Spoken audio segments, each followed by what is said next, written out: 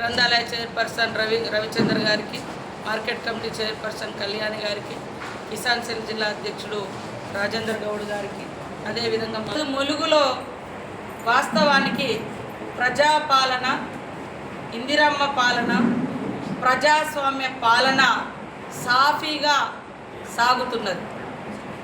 ఎక్కడ ఎలాంటి ఇబ్బందులు కానీ నిర్బంధాలు కానీ లేవన్న విషయం మా ములుగు మీడియా సోదరులకు అందరికీ కూడా స్పష్టంగా తెలుసు, ములుగు ప్రజలకు తెలుసు.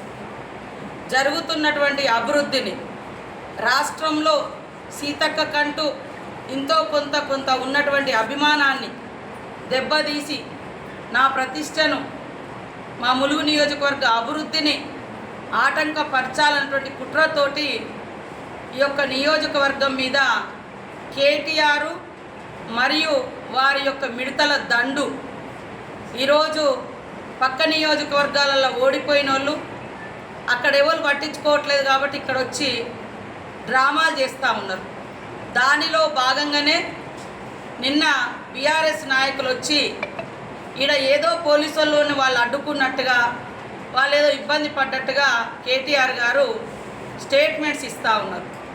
అయ్యా కేటీఆర్, నువ్వు నిజంగా మనిషివైతే, నీ కళ్ళు స్ట్రైట్గా చూడగలిగితే, నీ మైండ్ కరెక్ట్గా ఆలోచించగలిగితే, నువ్వు కరెక్ట్గా నీకు ఇన్ఫర్మేషన్ అబద్ధాల పునాదుల మీద నువ్వు పుట్టుండకుంటే, నీ పార్టీ అబద్ధాలతో పనిచేయకుండా ఉంటుంటే, నేను చెప్తా ఉన్నా పోలీసు రాజ్యం ములుగులో ఏం జరిగింది? మరి జూలై 6వ తారీఖు వరకు 2023 డిసెంబర్ నుంచి జూలై 6వ తారీఖు 2025 వరకు మీ బీఆర్ఎస్ కార్యకర్తల మీద ములుగులో ఇక్కడటువంటి పోలీస్ అధికారులు ఎన్ని కేసులు పెట్టి ఎంతమందిని జైల్లో పెట్టిరో నీకు నిజంగా మనిషి అయితే నువ్వు వివరించాలి, వివరాలతో సహా ప్రకటించాలి. అసలు ఆచారాలకు విఘాతం, ఆదివాసీ బిడ్డనే ఉందయ్యా, మీకంటే ఎక్కువ తెలిసిన బిడ్డలం మేము మా జాతుల గురించి. కాబట్టి అసత్యాలు ప్రచారం చేయకండి. అందుకోసము ఎంతసేపు సీతక్కని అసలు టార్గెట్ చేస్తే ఏమవుతుంది? మా పనిని విమర్శించండి, మేము ఏదో తప్పు చేసినామో వివరించండి, ఏదో పబ్లిక్లోకి రాండి. కరోనా అప్పుడు పదవులలో ఉండి ఇప్పుడు మాట్లాడేటోళ్ళు వాళ్ళ సొంత ఊళ్ళలో కూడా పోయి కనీసం పట్టించుకోలేదు. ఈరోజు వాళ్ళ ఊర్లలో ఇల్లులు ఇస్తే కూడా అడ్డుకుంటున్నారు. ఇంకా ఏం చెప్పాలి నేను? వరదలు వచ్చి వాగులు వచ్చి మునిగిపోతున్నాయని చెప్పి స్పెషల్గా కొన్ని ఊర్ల మీద ఫోకస్ చేసి కొంచెం అదనంగా ఇస్తున్నాం. ఎందుకంటే వాగు ఒడ్డం బట్టి ఉన్నాయి కానీ గోదావరి ఒడ్డం బట్టి ఉన్నాయి, అట్లా చూడండి అని కూడా చెప్తున్నాం. నా నియోజకవర్గంలో 60,000 మంది ఇల్లుల కోసం అప్లికేషన్ చేశారు. అందులో బాగా జెన్యూన్ ఉన్నాయి 20,000 మంది జెన్యూన్ ఉన్నారు, తక్షణం గీయాలి. కానీ నాకు వచ్చినాయి 3,500. దాంట్లో నేను ముఖ్యమంత్రి గారితో మాట్లాడి రాష్ట్ర వ్యాప్తంగా కూడా ఐటీడీఏలకు గతం నుంచి కూడా ఇల్లులు ఇచ్చిన చరిత్ర ఉంది మన ప్రభుత్వాలలో. బీఆర్ఎస్ అయితే ఐటీడీఏలనే నిర్వీర్యం చేసేసారు. కాబట్టి మళ్ళీ ఇవ్వాలంటే దాదాపుగా 22 వేల ఇల్లులు అదనంగా ఐటీడీఏలకు ఇల్లులు ఇచ్చి ఇవాళ ఇల్లులు కట్టేయడంతో నాకు ములుగు 5,000 ఇల్లులు వచ్చినాయి. మొన్న పొంగులేటి గారు వచ్చినప్పుడు నేను అదేవిధంగా బలరాం నాయక్ గారు అన్న ఇంకా ఇల్లులు కావాలంటే ఇంకొక 1000 కూడా ఇస్తాను. పెడుతున్నాం దఫల వారు ఇంకా ఉన్న ఇల్లులు, బట్ అన్నిని పెడుతున్నాం. దయచేసి మాయ మాటలు పట్టుకొని ఆత్మహత్యల వైపు లేదా చిల్లరగా తిట్టుడు వైపు చేస్తే ఏం సాధించలేదు. మన ప్రాణాలకు మనమే పోతాం తప్ప రాజకీయ ప్రయోజనం పొందడానుకున్నాడు వాళ్ళు పొందుతారు, కానీ మీకు నష్టం జరుగుతుంది. ఈ నియోజకవర్గంలో ప్రజలందరికీ కూడా నేను ఒక మీ ఇంటి ఆడబిడ్డలాగా చేస్తూ ఉన్నా కాబట్టి దయచేసి బీఆర్ఎస్ మాయలో పడకండి. అదేవిధంగా ఇక్కడ ఉన్నటువంటి అధికారులను కూడా ఏం తప్పు చేయకున్నా, ఎవరి మీద కేసులు పెట్టకున్నా, ఇప్పుడు పోలీస్ రాజ్యం అని పోలీస్ అధికారులను కావాలని అంత ఎస్సీ ఎస్టీ బీసీలో 90% దాదాపుగా 9 మండలాల్లో ఎస్ఐలు సిఐలు ఒకరిద్దరు తప్ప మిగతా అంతా అట్టడుగు వర్గాలు, ఎక్కువ బీసీలే ఉంది. అలాంటి వాళ్ళని ఇలా టార్గెట్ చేసి నువ్వు వాళ్ళ ఆత్మస్థైర్యాన్ని వాళ్ళ మీద బెదిరించుడు, వాళ్ళ డ్యూటీ వాళ్ళు చేసుకుంటారు. ములుగులో పత్రికా సోదరులకు అందరికీ తెలియదా? చాలా స్మూత్గా మన ములుగులో జరుగుతుంది, కానీ వాళ్ళు సహించలేకపోతున్నారు. దయచేసి నేను ఒకటే డిమాండ్ చేస్తున్నా, కేటీఆర్ నీకు నేను ఇంతకుముందు అన్నట్టుగా నువ్వు నిజంగా వాస్తవాల మీద బతకటోనివైతే, నువ్వు మనిషివైతే, మేము ఎవరిని కేసు రాజకీయ కక్షలలో ఎంతమంది బలయ్యారో చెప్పు. మేమన్నా లిస్ట్ అంతా తిస్తాం. మీరు వచ్చినప్పుడల్లా మా వాళ్ళు ఎంతోమందిని ఇబ్బంది పెట్టిరో మేము చేస్తాం. అదే కాకుండా నిరసన అన్న అప్పుడు మా ప్రోగ్రాం ఉంది, మీరు తెల్లారి చేసుకోమని కూడా పాపం డిఎస్పీ గారు 2 పార్టీలను, మాది కూడా ఇందిరమ్మ లబ్ధిదారులతోటి మా ఇల్లు వాళ్ళ ఇల్లు క్యాన్సిల్ చేయాలని వీళ్ళు పదే కంప్లైంట్ చేస్తున్నారు. దాంతో వాళ్ళు కూడా రెడీ అయింది. మేమందరం అర్హులమే, పేదోళ్ళమే.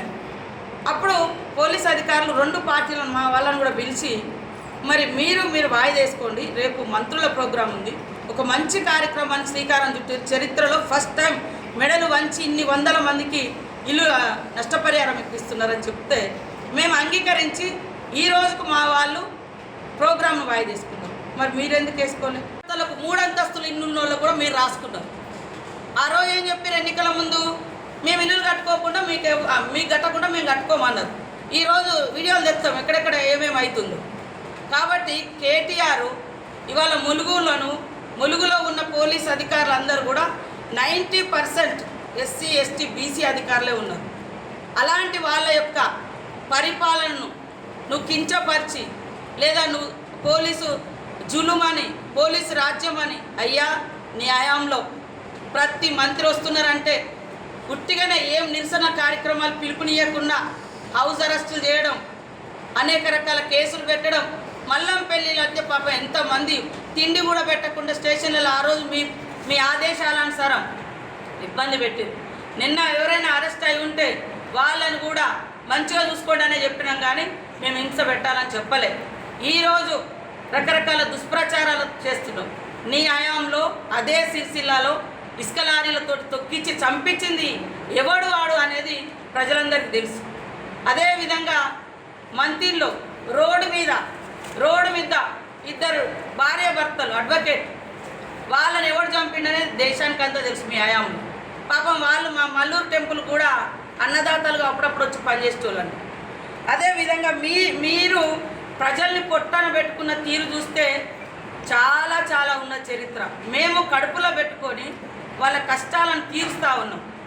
ఆ రోజు కూడా ఉద్యమ కాలంలో మీరు కిరోసిన్ పోసుకున్నట్టుగా డ్రామా చేస్తే అగ్గిపేట దొరకలేదని మీరు సేఫ్ సైడ్లో పెట్టుకొని ఆ యొక్క దృశ్యాన్ని చూసి అరే ఏమో అవుతుందని 1200 మంది పిల్లల్ని పొట్టన పెట్టుకున్నారు.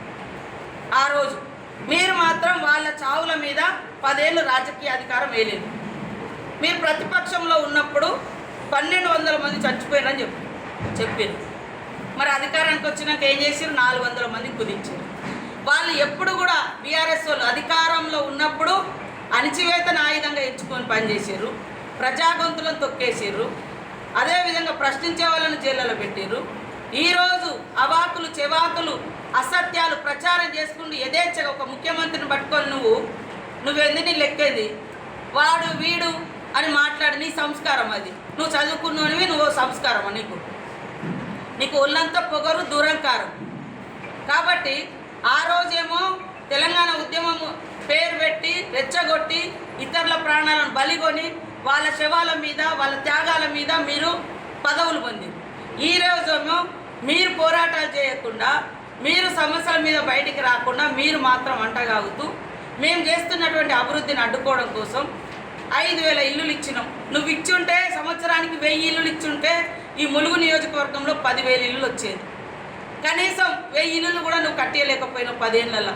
ఈరోజు మేము ఇస్తుంటే ఆ పేర్లు పెట్టించి వాళ్ళను ప్రేరేపించి ఆత్మహత్యలకు కారణమయ్యి రాజకీయ ప్రయోజనం పొందుతూ ఉన్నారు తప్ప, అదే నాగయ్య చచ్చిపోతే కనీసం వాళ్ళ ఇన్ఛార్జీలు వాళ్ళ ఆయన ఇళ్లలో పోయి పరామర్శించి వచ్చారు. ఈడ రోడ్ల మీద డ్రామానే చేసారు. వాళ్ళ సొంత కార్యకర్త నాగయ్య. అసలు సొంత కార్యకర్త ఇల్లు ఇవ్వకుంటే మాయంలో చచ్చిపోవడం ఏంది? మీరేం చేశారనేది అర్థమైంది కదా. ఆయన భార్యను అడుగు. నేను ఆయన పెళ్ళానికి 2010లో అంగన్వాడీ ఇచ్చిన. నువ్వు ఇవాళ ఆయన ఆమె భర్తను పాడెక్కించడం నీ రాజకీయం కోసం, దుర్మార్గమైనటువంటి రాజకీయాల కోసం.